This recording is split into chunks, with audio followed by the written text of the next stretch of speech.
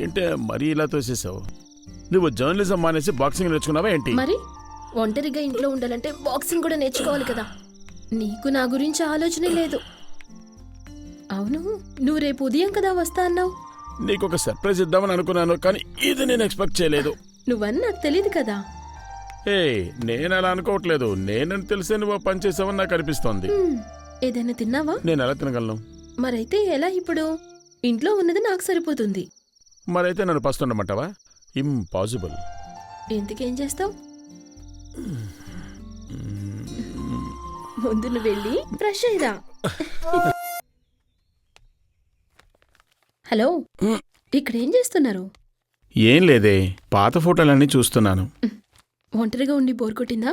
Sudden గా ఒక assignment వచ్చింది. నేను ముందే ఒక వారం లీవ్ అని చెప్పాను. అది ఇస్తారో లేదో తెలియటం లేదు. ఏం చెప్పమంటావు? చీఫ్ నన్ను ఒక్కరోజు కూడా చూడకుండా ఉండలేడనుకుంటా. ఆయనట్టే సంతహీనంగా ఉందా? ఏదో నీకంటే కొంచెం పర్వాలేదు. ఈ విషయం నాకు 1 సంవత్సరం 2 నెలల క్రితం చెప్పుండొచ్చు కదా. ఒక అమాయకుడిని బలైపోయాను కదా. అయ్యో, చాలా అమాయకుడు. ఇదిగో నువ్వు చూసావు కదా. ఇదెప్పుడో పాత ఫోటో కదా, దేనివల్లనా ఇల్లంతా చింద్రబందర చేసావు? ఒంటరిగా ఉండి బోర్ కొట్టింది, అందుకే దీనికోసం వెతికాను.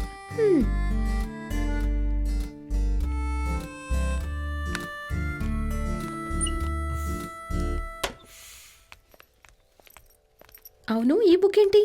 మన బెడ్రూమ్ లో కనిపించింది. నీదేమో అనుకున్నాను. ఇది సౌమ్యది. ఓహో, మన యానివర్సరీ గిఫ్ట్ గా ఇచ్చింది. సెలక్షన్ బానే ఉంది. మొత్తానికి బాగా ఇంట్రెస్ట్ గా ఉంది. దీని ఇంట్రోనే నన్ను బాగా ఆకట్టుకుంది. ఒక వార్నింగ్ లా అనిపించింది. ఎవరే నోహా? ఇంతకు ముందు పేరెప్పుడు విన్నది లేదే. నోహా నేనిప్పుడు వినలేదు. బోరు కొడుతుంది కదా, ఊరికే చదివాను అంతే. అయితే సరేలే, కొంతకాలం నీకు ఈ పుస్తకంతోనే సరిపోతుంది. ఓహో, ఇదంతా ప్రీ ప్లాన్ అన్నమాట. అండ్ ఒక నాస్టాలజీ ఫీల్ అనిపించింది ఈ పుస్తకాన్ని చదువుతుంటే. ఉన్న పడంగా నాకు నా స్కూల్ డేస్ గుర్తొచ్చాయి. మొదటిసారి చదివేటప్పుడు అలాగే ఉంటుంది. ఒక్కడిచ్చానంటేనా? నేను ఊరికే అన్నాను. ఇదిగో దీన్ని పూర్తిగా చదువు.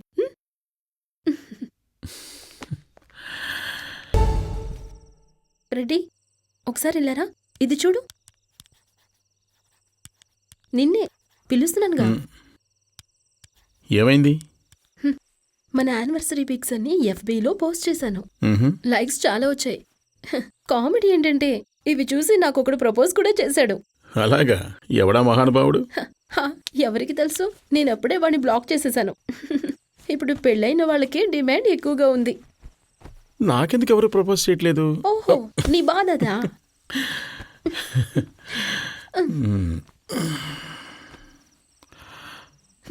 వెనక్కి తిరుగు. రేపు ఉదయాన్నే చర్చికి వెళ్ళాలి. నువ్వెప్పుడు ఇంతే. హలో అర్జున్. చెప్పరా. ఫారెన్ వెళ్ళేసరికి మమ్మల్ని అందరినీ మర్చిపోయావా? ఏంటి సంగతి? ఇక్కడ చెప్పుకునేందుకు ఏం లేదు. అక్కడ ఎలా ఉంది? ఇక్కడ కొత్తగా ఏం లేదు, కాకపోతే నీకే ట్రీట్ దొరికే అవకాశం ఉంది.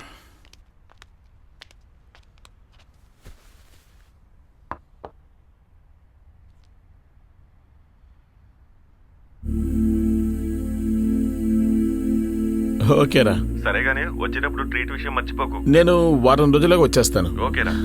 ఓకే. ఆఫీస్ నుంచి అర్జున్ నాకు ప్రమోషన్ వచ్చేలా ఉంది, దాని గురించే ఫోన్ చేశాడు. నిజంగా?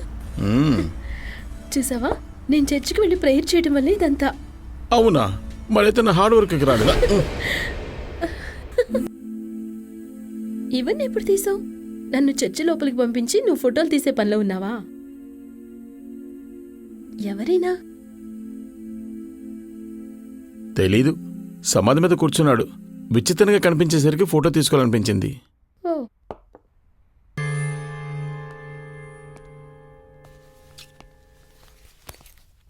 అవును, స్టూడియోకి వెళ్ళొస్తా అన్నావుగా, త్వరగా వచ్చేసావేంటి? ఆర్కే తన ఫ్లాట్కి రమ్మని పిలిపించాడు. ఇంకొకరికి అసిస్టెంట్గా నేను పనిచేయాలంట. అది వర్కౌట్ అవ్వదు. వద్దని చెప్పి వచ్చేసాను. ఏంటి? ఆ ఉద్యోగం పోయింది. రేపటి నుంచి మరో ఉద్యోగం కోసం వెతకాలి.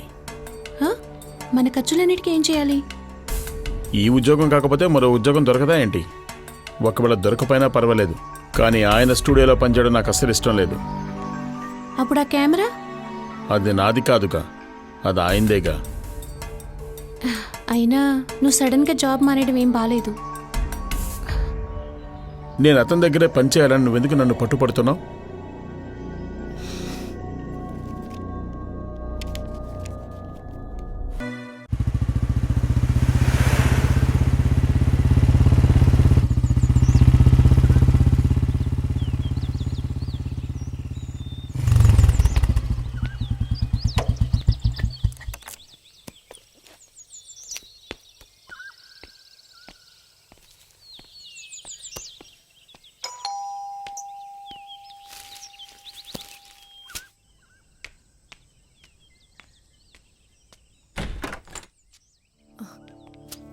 అంత అర్జెంటుగా రాత్రి ఎక్కడికి వెళ్ళావు?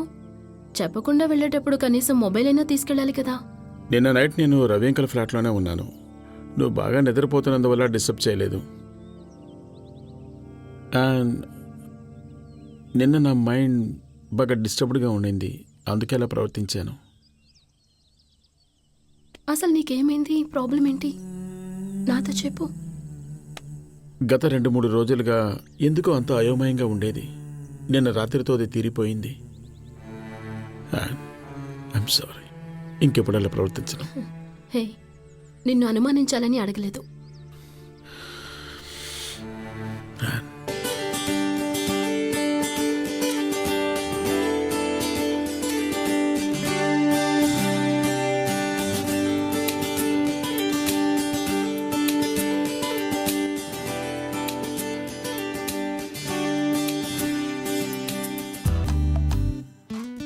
ఆ రోజు ఆ యాక్సిడెంట్లో మా అమ్మ నాన్న చనిపోయినప్పుడు ఆ దేవుడు నన్ను మాత్రం ఎందుకు బతికించాడో తెలియదు. కానీ ఇప్పుడు నాకు తెలిసింది, అది నీకోసమేనని.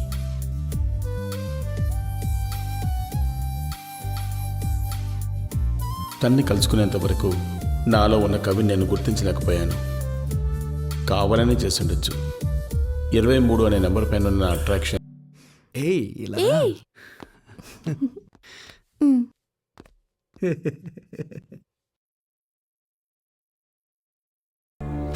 కేవలం తను నాకు ప్రేయసి మాత్రమే కాదు, మాటల్లో చెప్పలేనంత ఎక్కువగా నేను తన్ని ప్రేమించాను. ప్రేమించిన అమ్మాయి వదిలి వెళ్ళిపోతుంటే ఎంత బాధగా ఉంటుందో నాకు మాత్రమే తెలుసు. తన మీద ఉన్న కోపం ఏదో రకంగా బయటికి వెల్లడించాలి, లేదంటే నేను పిచ్చివాణ్ణైపోతాను.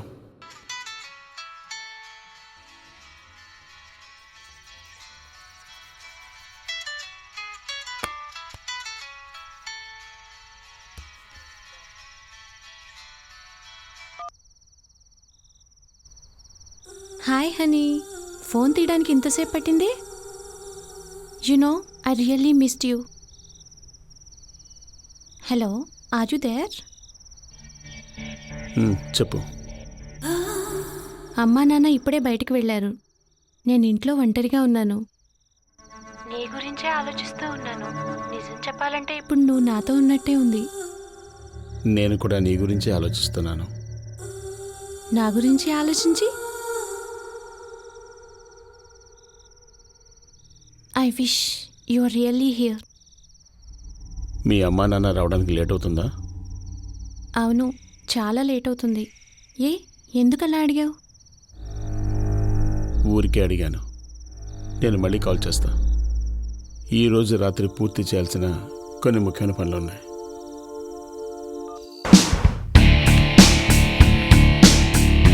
Okay, bye.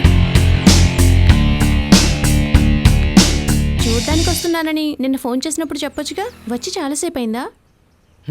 నేను క్లాస్ కట్ చేశాను. ఎవడు వాడు? ఫ్రెడ్డీ, తన నా క్లాస్మేట్లే. సరే ఎక్కు, ఇంటి పక్కనే డ్రాప్ చేస్తా. ఎక్కు.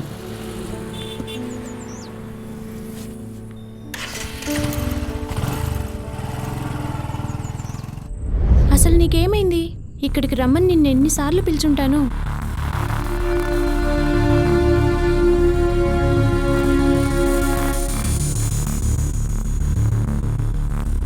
నువ్వు చేస్తుంది సరైందేనే నీకు అనిపిస్తుందా? అసలు నేనేం చేశానని? మియా, వాడొక అమాయకుడు. ఫ్రెడ్డీ గురించి నేను చెప్తుంది. ఓ, ఆ క్రాక్ గురించా? చూడు హీ సో పొసెసివ్. ఎక్కడికి పోయినా నా చుట్టూ తిరుగుతూ ఉంటాడు.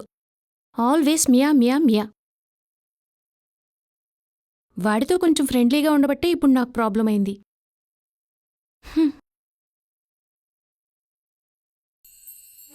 ఈ రింగ్ మార్చుకోవడం కూడా ఫ్రెండ్షిపే అంటావా ఏంటి? నీకు వేరే వాళ్ళ ఇష్టం అని చెప్తే నేను అర్థం చేసుకోగలను. ఇదేదేనా? నువ్వసలు ఏం మాట్లాడుతున్నావు? You are totally mistaken.